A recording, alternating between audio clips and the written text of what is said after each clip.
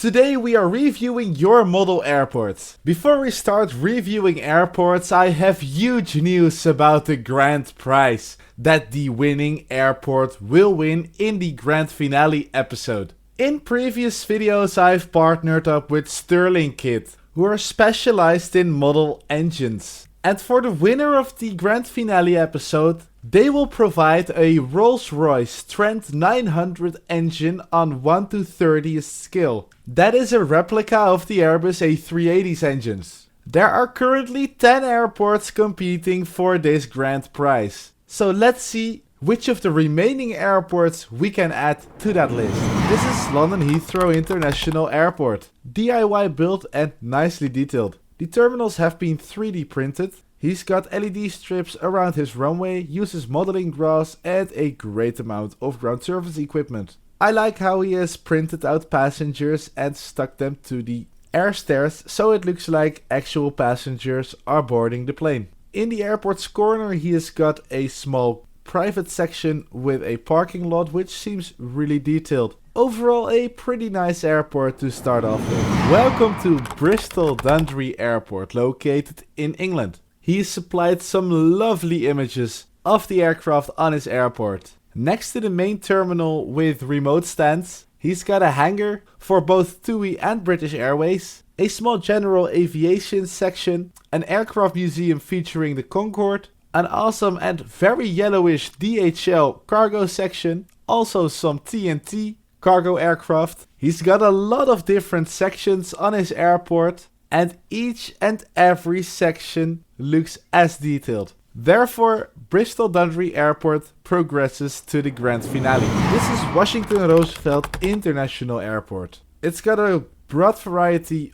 of American airlines like Spirit, Southwest, Delta and United. Not only can you improve the ground markings by sticking them nicely to the floor and adding extra markings here in the middle, but you can also add more life to the terminal. The Gemini Jets terminal looks really nice, but the rest of the terminal is really plain and just black. Consider adding a nice designed roof, windows and some color. This is YYCA Airport in Alberta, Canada. Over 5 years has been spent to reach this end result of this airport. He's got an awesome variety of model aircraft and airlines. Both terminals could be 3D printed and look very nice. This one has got great detail on the roof and I like how this one is lit up. The runway has got an ILS box, contains all the markings and I like how the touchdown zone has rubber tire marks. Overall, YYCA Airport is really complete. Here is Milky Way Airport made fully out of paper.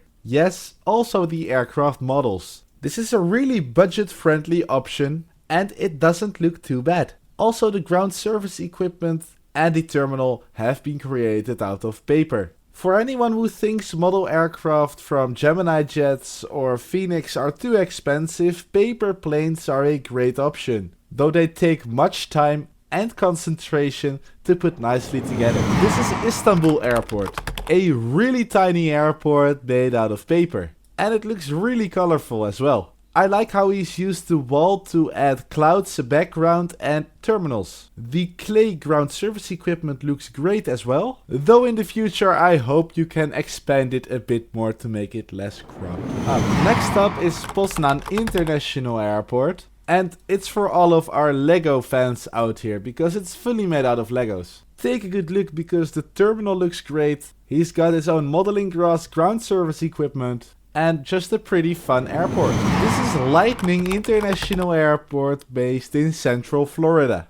He's got a large and a smaller terminal, which are lit up during the night using LEDs, which gives a really nice effect. I also like the ground markings on his airport because he has labeled the gates and even gave them fuel spots in the ground. What you could consider adding at the end of the taxiway here are these different stops for aircraft types. All the wide-body aircraft stop earlier than the narrow-body aircraft and the really tiny aircraft stop at the farthest point. Up next we have Avgeek International Airport based on Paris Charles de Gaulle. It's 1 to 200 scale and features both a taxiway with great looking rubber tire marks, ground markings, a taxiway outline, modeling grass, and it's got an airport apron with once again great markings and ground service equipment. I really like the looks of this airport, and he's created something very creative on the roof, because he's got some clouds stuck to the roof of his airport. One of them lights up at night, giving a great lighting effect. This is Skylock, my international airport, located in the United States. It has got a really long runway